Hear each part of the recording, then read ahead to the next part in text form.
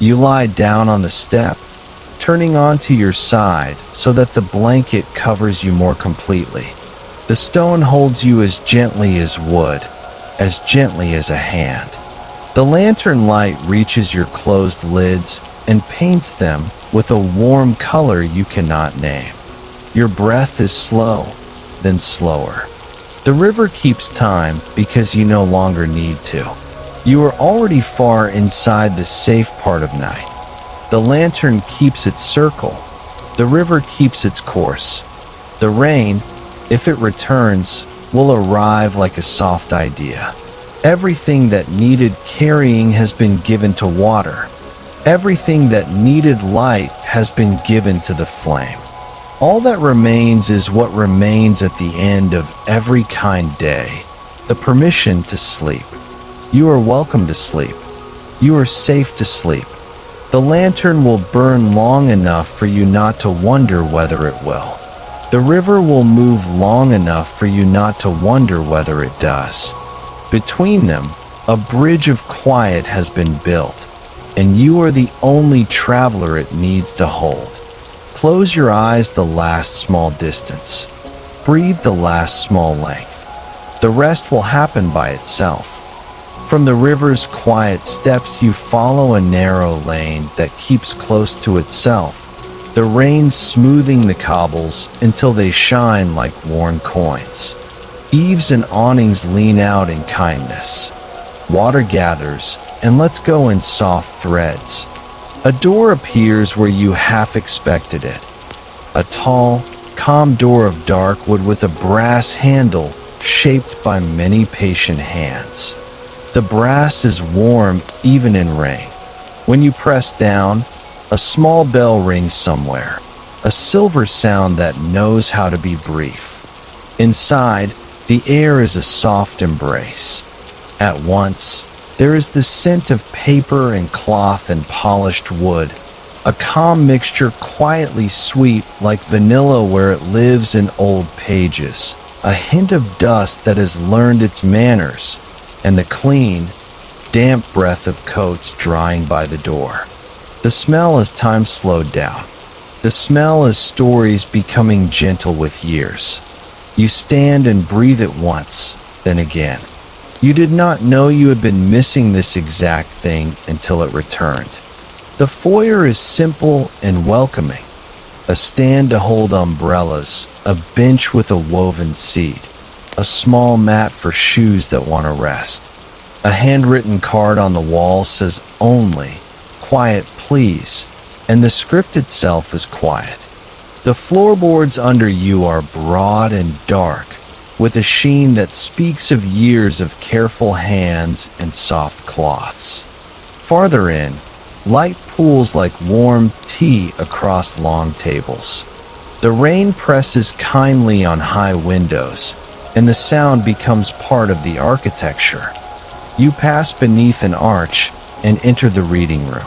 Tall shelves reach up toward a ceiling made of beams that look like the hull of a boat, turned over to keep you safe. Lamps with green shades are spaced like islands along the tables, each one a little harbor of glow that ends before it becomes bright.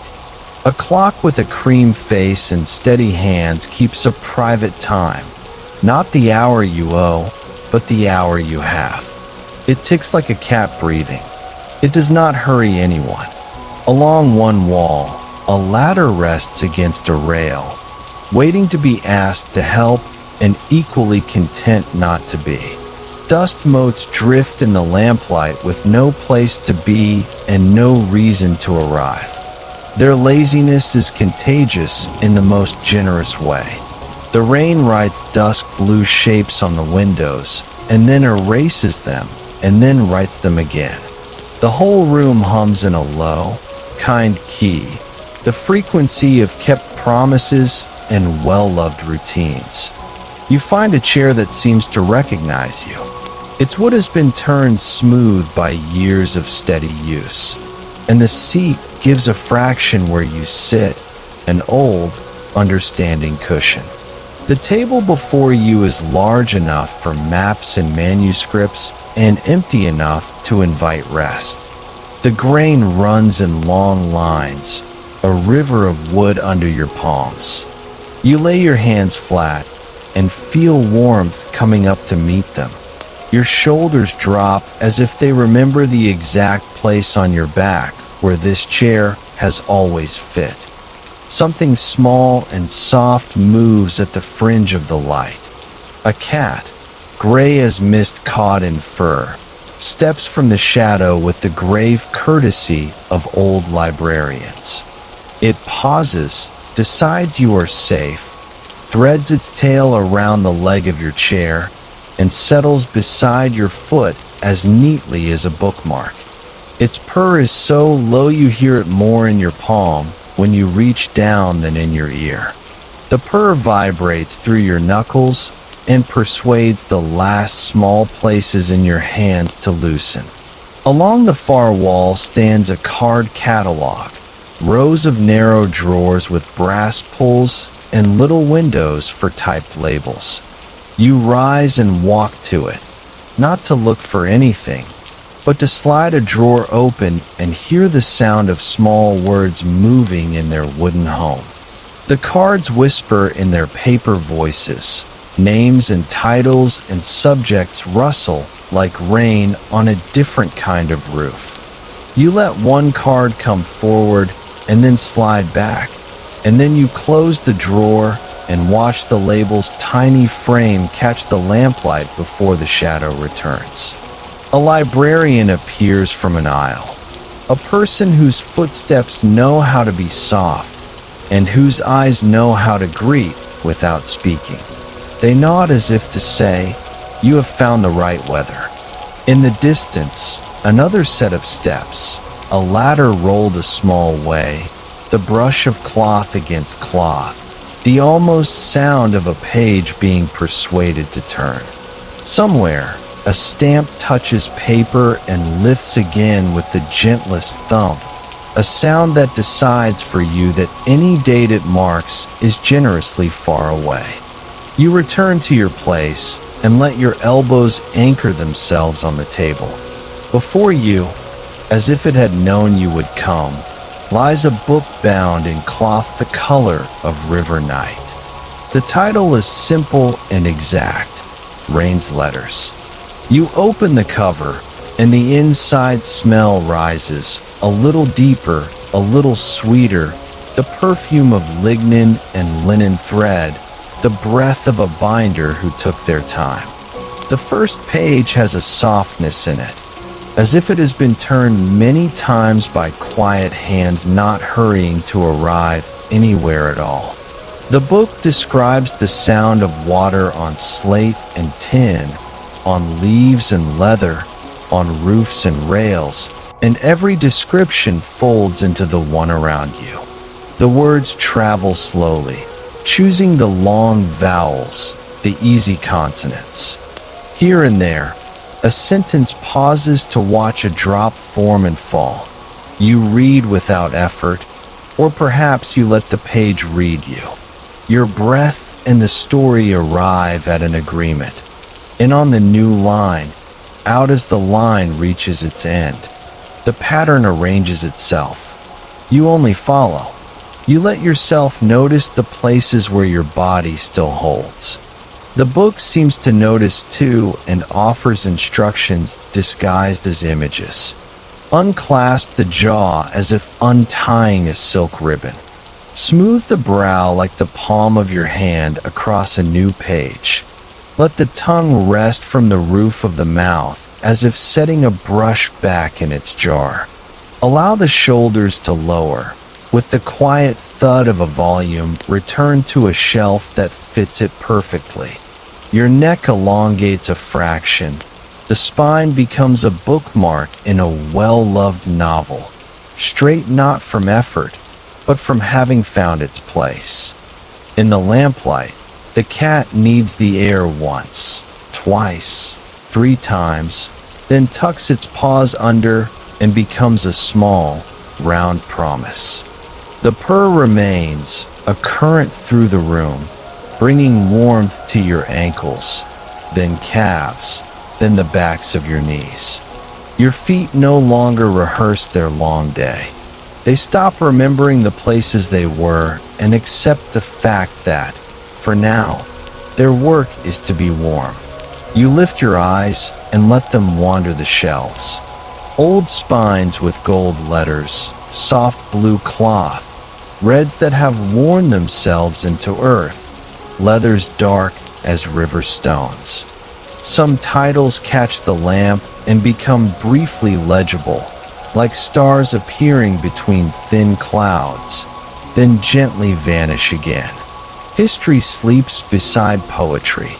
Atlases keep their hands folded, their maps closed. Dictionaries do not insist on defining. Everything is friends with everything else because the night has made them neighbors. Outside, the rain taps out a long thought on the panes. It is the sort of thought no one needs to answer. There is a pulse in the room you can feel as much as hear. The clock's patient tick, the radiator's faint sigh along the baseboard, the soft settling noises of wooden things being what they are. Each ally of sound is small. There's some perfectly enough. Your heartbeat joins them and becomes another quiet instrument in the library's orchestra. If a thought arrives carrying a task, you slide a scrap of paper toward it in your mind and offer a pencil. Write it here, you say gently, and the thought finds its shape on the paper and becomes still. You fold the scrap once, twice, and place it in the card drawer labeled later, which is a very real drawer in this library and always has room. The drawer closes with a whisper. The thing you were supposed to remember is not lost. It is kept for you by the room itself. You feel lighter without losing anything. The book asks you to touch the page with the flat of your palm, to feel the tooth of the paper against your skin. The softness is its own kind of sound. The text speaks of a village library where the roof hummed in monsoon and the children fell asleep on atlases, dreaming of countries shaped like animals that were themselves dreaming of rain. The story is so gentle that it brushes past your own memories and leaves them unbruised. A hand on a shoulder, a blanket adjusted up to the chin. Another book, 3 places away, holds a pressed leaf between pages 42 and 43. You have not opened it, but you know this the way one knows where the door is in the dark. It is a small comfort, the idea that something tender could be kept safe for so long. On the table near the door, a guest book lies open with names written in a dozen hands. Some are careful, some are quick. A few letters lean forward. A few letters sit upright. The ink glows a little where it is newest. Older names rest into the page, content. You take a long, simple breath and feel the ribs open like the covers of a large folio. The inhale is a quiet invitation. The exhale is the body's answer. Each time you breathe out, more space appears within you, more shelf, more table, more room for the cat to sleep without waking. Each breath says it again, stay. Each breath hears, I am staying. You imagine writing a note on a narrow card and sliding it into the catalog under your own name. Not a request, not a claim, only present. The word sits there calmly. It does not ring any bell. It does not need approval. The drawer will keep it. The library has a way of holding presence without clinging. Outside, the rain has softened to a hair-thin mist. It brushes the windows like soft cloth. Through the tall panes, a suggestion of moon finds you, and then withdraws behind a passing cloud, happy to be rumored rather than seen. The light that reaches you is indirect and merciful. It cannot glare. It can only bless. The shadows thicken without threat. The green lamp becomes a smaller world and the exact size of your need. You read a paragraph again for the pleasure of letting it be slow. The words are creeks joining a stream, joining a river that remembers how to move without making the banks work for it. When you pause, the page does not mind waiting. When your eyes close, the story continues kindly on its own, the way a friend continues humming while you doze, and then is quiet when you are gone. The librarian passes once more and leaves a folded blanket on the back of your chair, as if they had seen some old map in your posture that told them you were on the verge of sleep. You draw it over your shoulders and feel the small, familiar weight settle every thought that had considered lifting its head. The blanket carries the library's scent, and under that, a trace of the cleaner that smells faintly of lemon, and under that, a memory of sun from a day when the windows were open. You are under all those memories now, layered and warm. Your body begins to speak the language of chairs and tables and cats. It says, release. It says, thank you. Your scalp relaxes in tiny waves. Your eyebrows stop trying to understand anything. Your cheeks soften. Your lips part a little without asking permission from any idea of correctness. Your throat widens as if to let a word through, but no word comes, and this is the right outcome. Your chest rises, falls. Your belly rises a little sooner, falls a little later. Your hips find the easy place. Your knees remember that they do not need to hold up the world. Your ankles become pleasantly far away. If a memory returns, the first library card you held like a ticket, the hush of a school stairwell on a rainy day, a voice that loved you reading aloud until you slept. It arrives like a page laid gently on your palm. You can keep it there until it dissolves into the general quiet. Nothing in this room wants to be heavy tonight. You close the book without finishing it. It does not mind. The cloth cover rests against the table with a small, satisfied sound. A bookmark slides into place. One of those thin slips of card with a library name at the top and a list of days that meant something to somebody once. The days seem very far away now, which is to say, friendly. You place your palm on the cover and let your breath match whatever is most quiet. The cat, the clock, the rain, your own slow sea. Higher up, a walkway crosses between shelves, and through its rail you notice the way light gathers and dims as clouds move over the hidden moon. The moving shade does not change the room's invitation. It only tucks it in deeper. You sit back. You let your head tip a few degrees. The chair accepts without complaint. The edges of the lamp's circle blur as if they too are ready for bed. You are in the good kind of library that forgets to close at night. Or perhaps it closes around you the way a book closes itself when it knows you are done reading.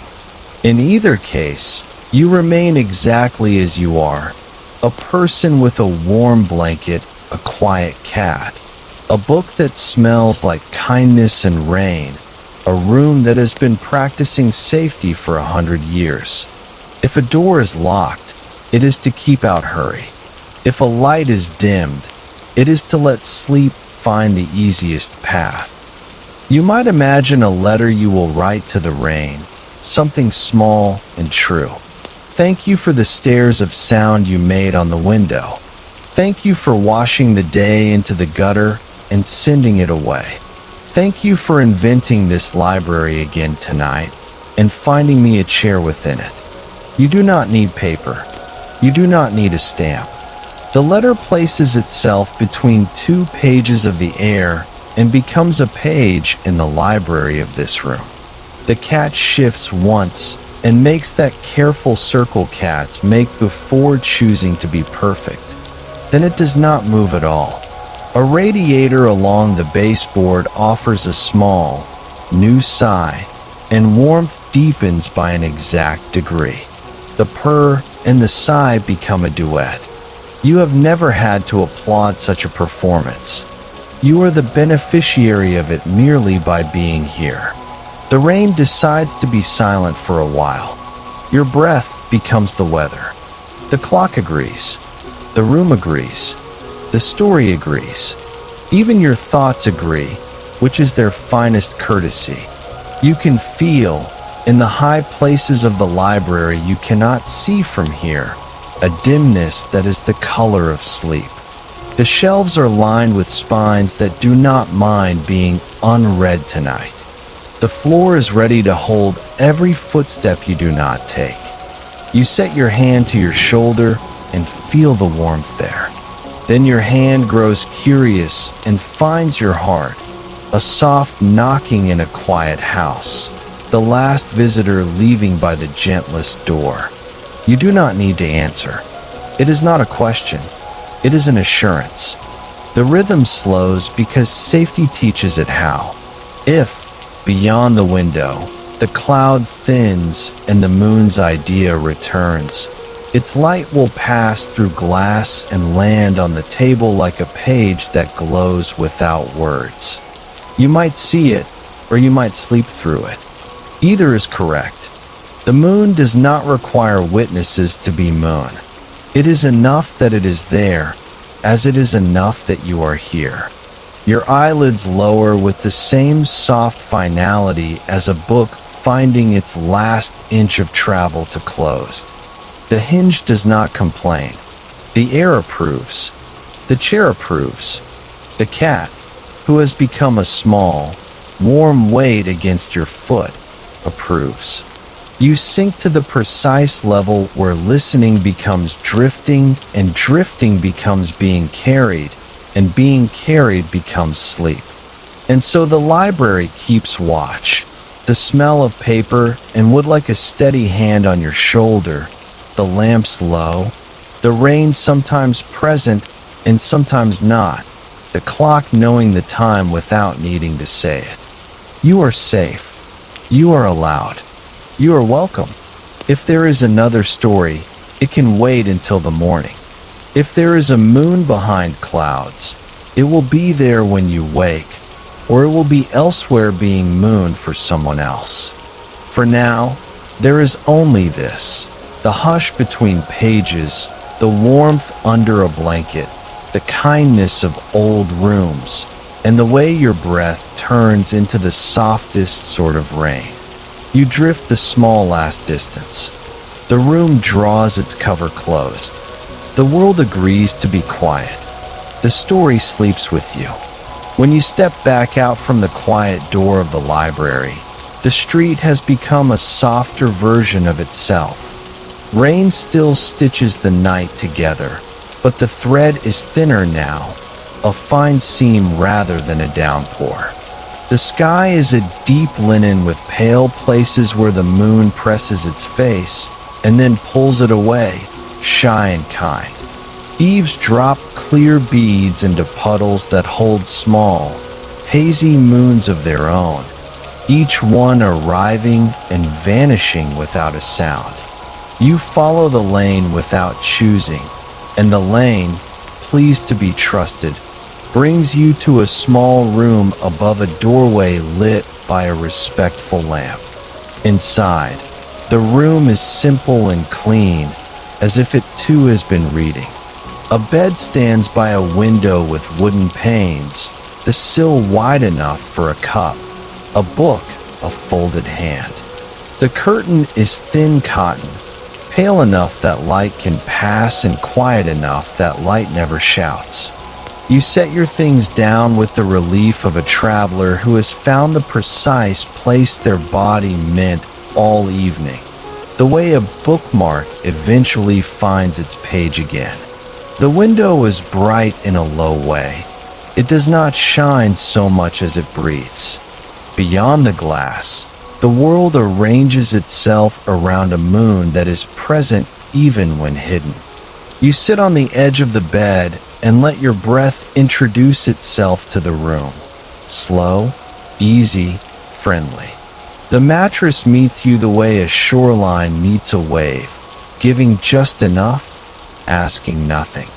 When the moon steps out from behind a moving veil, the room changes by a shade, like water darkening where a cloud passes. The curtain glows the color of milk. The floor receives a pale path that begins by the sill, travels across the boards, and rests against the leg of a chair. When the cloud returns, the path folds itself and becomes memory.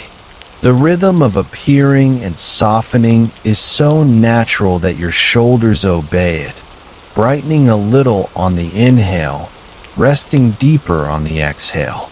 You draw the window open a finger's width. The air that enters is the temperature of a fair promise.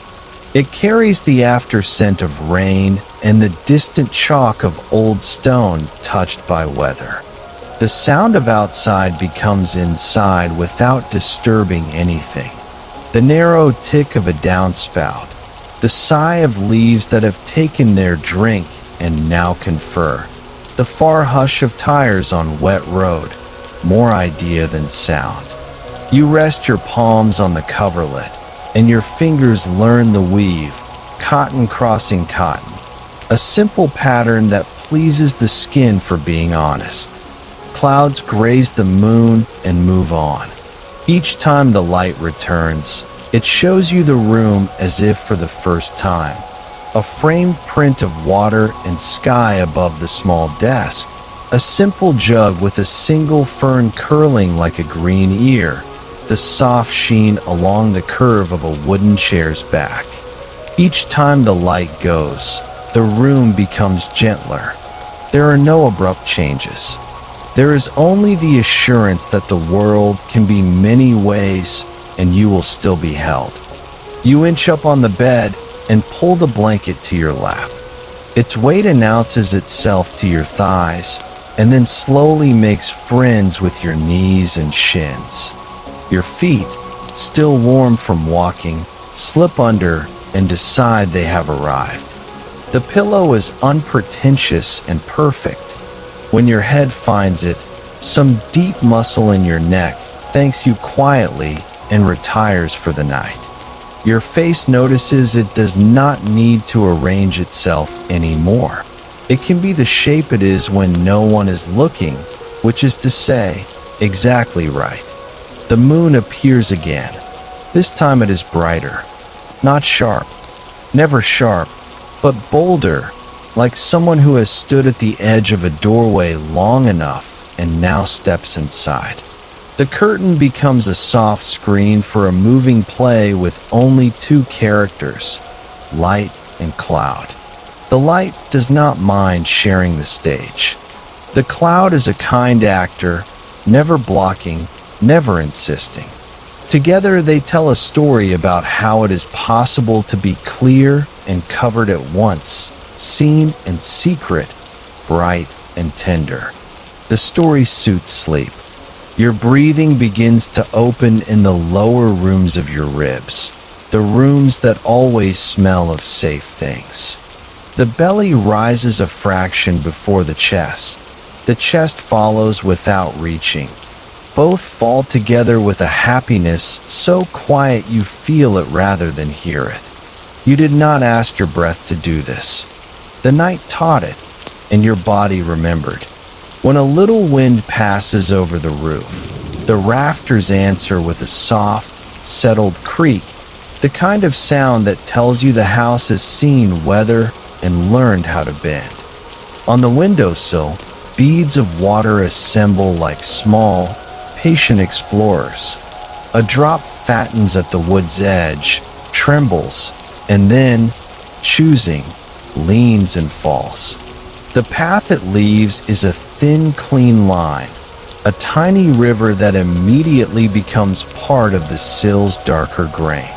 You watch the drop become the room, and something inside you does the same, separate for a breath, then belonging completely without insisting on a boundary.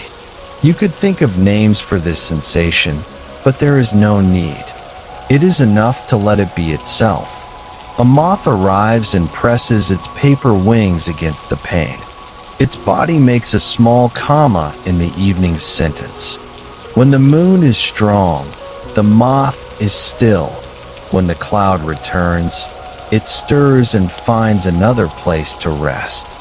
You feel a kindness toward the moth that is exactly the kindness you are beginning to feel toward your own small movements. If you need to turn, you will turn. If you need to sigh, you will sigh. If you need to be still, stillness is ready. Between clouds, the moon lays a silver coin on the coverlet, a slightly imperfect circle that wavers when wind moves the curtain. You place your hand in that circle and watch it bloom pale against your skin. The light makes a map of your palm, riverlines and small valleys, the hill of the thumb, the gentle slope to the wrist. You follow the map with your eyes, and suddenly you're following your breath again, because both maps lead to the same place, quieter. When you draw the blanket to your chest, the fabric whispers. It speaks the language of laundry lines and sun, of clean water and turning hands, of afternoons that were good enough to remember and therefore needed no photograph. Your shoulders feel the blanket and decide to rest below your ears instead of near them. Your collarbones widen like windows set ajar. The breath arrives with less drama, so it can arrive more completely.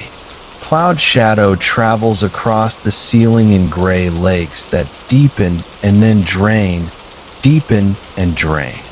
The ceiling's plaster holds old brushes in its surface, evidence of a painter who took their time long ago. Your eyes, lifted toward that uneven kindness, grow soft around the edges. The small muscles that do not need to work in the dark go off duty. Your eyelids still hover open, but the world they show you becomes less necessary. When you blink, the time between seeing and seeing grows longer, and your body takes this as permission. Somewhere, not far and not near, a bell moves in the wind. It does not ring. It remembers the idea of ringing, and the idea folds into the night like cream into tea. The moon arrives again and shows the idea on the wall, a circle of light or not light that remains even as the bell is quiet. You let another breath arrive. You let another breath go. The room breathes too, expanding the slightest bit in the cool, contracting the slightest bit in the warmth your body makes. The mattress keeps learning your shape. Beneath you, springs adjust, then stop adjusting, as if they have found the right chords.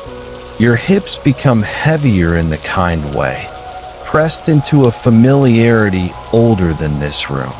Your legs let go of their readiness, to stand, to step, to match someone else's pace. They become leg-shaped rest. Your ankles are distant and warm, two small suns long after sunset. If a thought tries to resume the day, it finds itself looking through lace. Edges blur. Urgency dissolves. The thought becomes a softer thing, and then a passing weather pattern, and then the memory of a pattern, and then not much at all. This is not forgetting. This is care. The night brings linens for the mind as well as the body. It covers what should not catch a chill. It folds what is better kept for morning. Moonlight touches the fern in its jug and gives each leaflet a thin silver outline. The plant looks like a drawing someone began and never had to finish. You understand the comfort of that, the freedom to stop in the middle and call it complete for now. The moon moves on. The fern returns to being a piece of the night's dark sweetness. Nothing is lost. The outline lives in the next breath if you need it. You turn once, and the bed is content to receive the new angle. The pillow knows where to give and where to hold. The blanket follows without argument. The room knows how to be a room in many positions. Your ear finds the small sea that is your own breath inside your body. In that sea, the moon is a quiet boat. Clouds pass over it, and it does not mind. The boat rests. The sea rests. You rest. A car passes far away and leaves a silver line on the wet road that the moon attends for a moment and then abandons without sadness. The sound thins in the air and becomes nothing. The idea remains that there are people moving through the night under this same sky, and all of them deserve softness. You wish them softness without lifting your head. The wish returns to you with something extra in it, as if wishes, like rain, evaporate and fall again where they are needed. The first hint of drowsy weight arrives behind your eyes, a warm sand settling evenly across small shelves of muscle and nerve. Your jaw loosens in increments, each one a small gift to the next. Your tongue lowers from the roof of your mouth and lies wide and friendly. Your throat opens like a door that had never truly been closed. The breath begins to sound a little more like night. The night begins to sound a little more like breath. The moon goes fully behind a thick band of cloud and stays. The room deepens, but does not darken to worry. The curtain hangs like a calm flag. The window becomes an honest rectangle. Without the silver, the wooden floor looks more itself. You are more yourself too, less bright, more present, turned inward just enough. This is when sleep often chooses to come, when nothing insists, when everything agrees to be ordinary and kind. You consider, very briefly, what tomorrow might be, and the thought arrives on a raft of mist. It cannot carry weight, and so it carries nothing. You wave to it without lifting your hand. It drifts to the corner and becomes a piece of the room. You are left with what you can hold. The feel of the blanket at your chest, the taste of clean air, the old, good rhythm of your breathing. These are the right possessions for tonight. A quiet memory steps in, as gently as the moon when it returned earlier. Long ago, a mosquito net glowed like a low cloud around your bed, and someone you loved tucked the edge and smoothed your hair and said no words because the rain was speaking. You do not dwell on it. You let the warmth do the remembering for you. The memory returns the favor by leaving you heavier and safer where you are. Clouds thin without quite breaking. The moon is a rumor again, a paleness in the room rather than a light.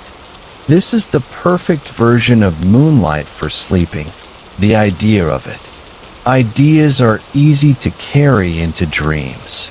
They fold small. They brighten from inside. If the moon speaks now, it does so in your language. If you answer, it is in the even breath that you have been practicing by accident since you lay down. You could name the stages between waking and sleep like you might name the terraces of a hillside, but that would be a kind of standing. Tonight is for lying down in the middle of each stage and feeling it support you. You lie in the place between clarity and blur. You lie in the place between listening and being the thing listened to. You lie in the place between watching and being carried, and the places overlap until they are one soft field where your body is the shape of acceptance. The window gathers a new oval of condensation and makes the outside world a watercolor of itself. Somewhere a late drop finds the sill. Somewhere a small insect acknowledges the weather with the lightest tap. Somewhere your heart decides it can move more slowly and still do everything it wishes to do for you. The room does not measure any of this. It offers surface and air and the quiet fact of being here. You take what is offered without ceremony. Your eyelids close the rest of the way. They do it with the same slow confidence the cloud has learned from 1,000 nights of practice. They do not slam. They do not argue. They settle, and the muscles around them settle, and the small cables of attention loosen, and your face becomes a place that night loves. You are no longer watching the moon. You are letting the moon, wherever it is, watch you without needing to be seen. If the light returns, the curtain will tell it in a whisper. If rain resumes, the sill will recount each drop and forget it in the next second. If nothing happens at all, the room will hold the nothing the way a good hand holds a sleeping hand, gently, without squeeze, with a promise that no one will wake you unnecessarily. Everything that matters tonight has already arrived. Everything else knows the way. You do not have to decide when you cross over. The crossing is part of the room. The bed knows. The blanket knows. The window knows. The moon, lost, found, lost again, knows. There is no ceremony. There is only a long, easy exhale and the way your body follows it into a wider kind of quiet. Then the simplest truth, old as water on a sill, you are safe enough to sleep, and sleep is ready. You drift, and the clouds do what clouds do, and the moon does what moons do, and your breath does what it was always meant to do when the night has been kind. In the morning, light will be softer than you remember. In the morning, the room will have kept everything for you exactly where you left it. The fern by the jug, the chair's quiet back, the window's clean rectangle. For now, the light is not needed. For now, you belong to the dark that knows your name and to the silver that forgets to demand. The last thing you feel is not a thought, but a texture. The smoothness where the coverlet has been worn by other resting hands. The slight cool of the sheet where your ankle is not. The warm weight where it is. The last thing you hear is not a sound, but the space where sounds are allowed to be small. The last thing you know is that you are already on the other side of the sentence you were reading, and the period is sleep. Night has gathered everything you've seen, window light and train rails, bamboo chimes and tea mist, river lantern and library hush, and brought it to the edge of a quiet sea. Rain has not left you. It has only learned a new shape, finer now. Almost a breath, a cool shine on the stones of a small quay. The harbor is a held bowl of water, a dark mirror made friendly by lamps along the pier. A lighthouse turns on the far point, unhurried, the patient blink of a guardian that never asks to be thanked. The air carries the smell of rope and salt, wet wood and weathered paint. Halyards tap the masts with the softest clink, an echo of bamboo stems greeting the wind. Fenders murmur as boats nudge their berths. Somewhere a buoy bell gives one slow note and then chooses not to ring again. The tide moves like a deep thought, lifting and letting go, lifting and letting go, and the rain, delicate as silk, stitches the edges of everything so gently you don't notice the seam. You walk the pier without counting steps. Planks dark with rain flex a fraction under your weight. A small, friendly gift. A skiff waits with its bow rope looped over a cleat, its oars resting like folded wings. On the transom, in faded letters, a name, harbor. The word feels true. You ease yourself in, and the water accepts your small change of balance. A cradle reacquainting itself with the child it remembers. You think of trains and their steady rhythm. Now the rhythm is softer. The skiff's little shoulder against the pier, the oarlock's quiet readiness, the whisper of drip from the oar blades when they rise. You push off, and the world becomes the size of this boat, this water, this night. The harbor's lamps draw paths across the surface and erase them with the same hand. The lighthouse pans its gaze, and each time it returns you feel it smile in its slow, round way. Mist lies low, a comforter the sea has pulled up to its chin.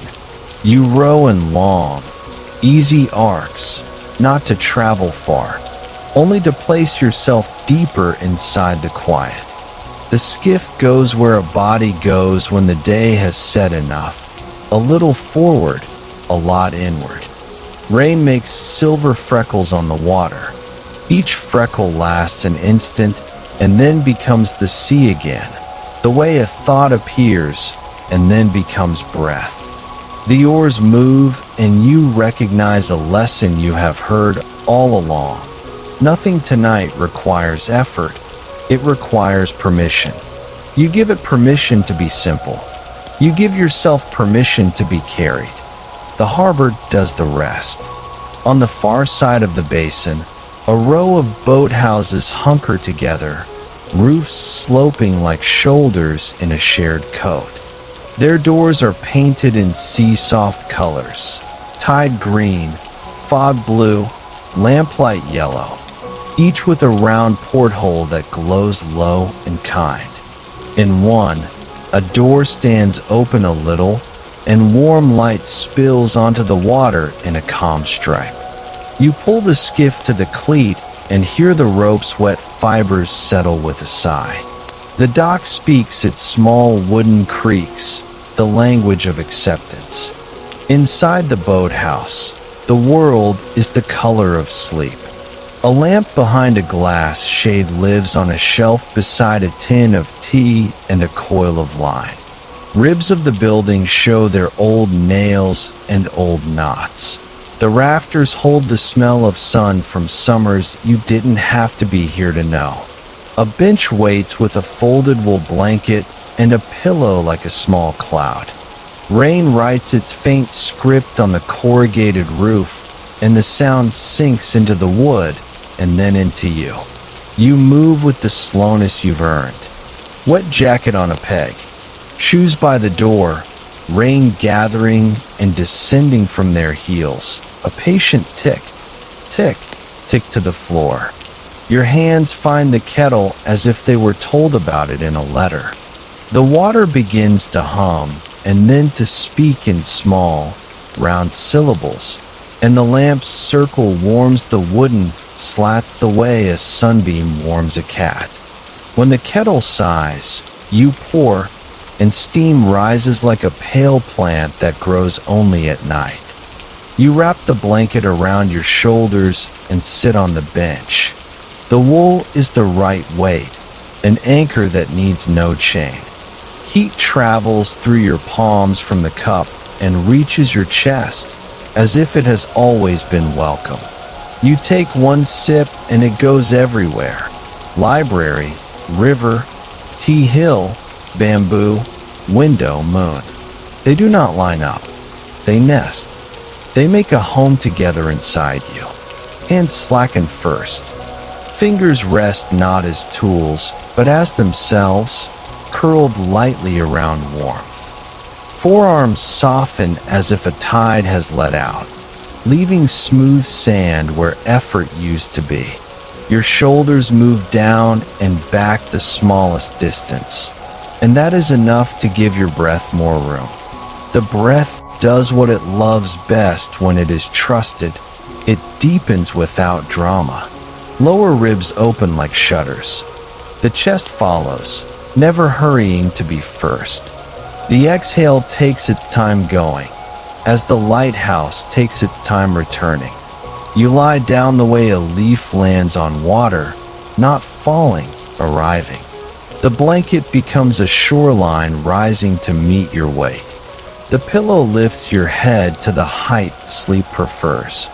A small window above the bench holds a square of harbor and sky.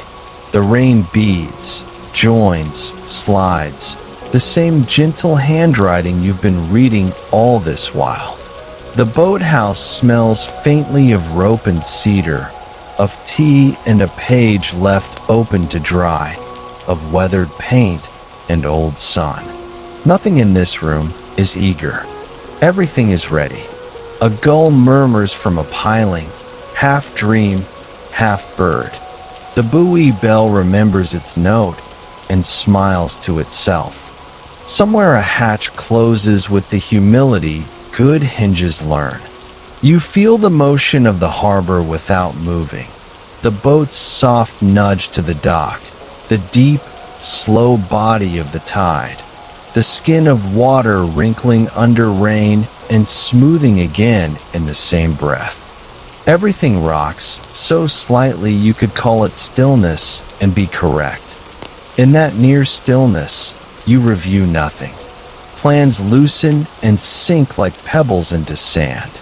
Words soften until they are only shapes. If a thought wanders in, it takes a stool by the door and listens to rainfall. It does not ask you for anything because it can see you are well looked after. If a worry arrives late, the harbor master inside this night takes its hat and hangs it on a peg and says, "Tomorrow," gently enough that tomorrow nods and agrees. On a beam above the lamp, a small brass plate has been screwed in long ago, the letters worn by salt and thumb. Home is where the anchor finds bottom. You do not have to examine it to understand it. You are feeling the sentence enact itself. Hips grow pleasantly heavy, thighs warm and kind, knees deciding there will be no standing for some hours. Calves are not. Ankles travel far away to a soft country that requires no map. The soles of your feet find a less bright version of warmth, the kind that lingers in stones long after the sun has gone. Outside, the lighthouse keeps turning. Its cycle has nothing to do with time in the way clocks care. It is an assurance cycle, a breath for ships and sleepers. Here I am, here I am, here I am. The beam crosses the window, and the boathouse becomes for a moment a quiet lantern itself. The light moves on, but its idea remains. Enough to reach you even with your eyes closed. Enough to place a hand on your shoulder and say, "I'll be back," in a voice that has never failed. You pull the blanket to your chest and feel it settle across the sternum, where old weather likes to rest. The fabric speaks in its small language, a hush of wool that your skin translates as safe. Your jaw considers its roles and resigns them. The tongue lowers and widens, a gentle stone on riverbed. The throat opens as if for a word that doesn't need saying. You do not try to sleep. Sleep recognizes its own shape in you and comes closer of its own accord. Now the rain thins until it is the suggestion of rain. You can hear the harbor's deeper hush beneath it, the way you can hear your own breath beneath thoughts even when thoughts are loud. You are anchored. You can feel the line go down through clear water, through cool layers, to the soft bed where anchors love to rest. The chain does not strain. It holds without pulling. The harbor and your body agree on a principle. What is steady does not need to be tight. You might think of the rooms that brought you here, each one a harbor of its own. The window where you first watched rain draw its slow letters, the train that kept time for your heart. the grove that taught you how to bow without breaking, the tea hills that turned mist into a language, the river that made room for every worry you placed on it, the library that kept a chair with your shape in mind, the moon that learned your name even when it hid itself. They are not gone. They are inside this one room. They are the ribs of this boathouse, and the grain in this bench, and the water under this dock. You have arrived at many places, and all of them have arrived in you. Drift begins. It always feels like motion, but you are not going anywhere. You move closer to center, to the soft axis around which kindness turns. Your ears hear less of outside and more of near. The small sound your breath makes at your nostrils, the quiet openness inside your chest, the deeper silence under both. The outer world has not left. It has only stepped back a pace to give you room. Your face is unarranged in the most beautiful way. Eyelids lower to a place that is completely honest. Cheeks go slack with relief. The space between your brows becomes a smooth inlet. Your scalp loosens in tiny ways you would never notice if not for nights like this. Shoulders ride lower on their moorings. Between your shoulder blades, a place that sometimes holds an old knot opens like a hatch.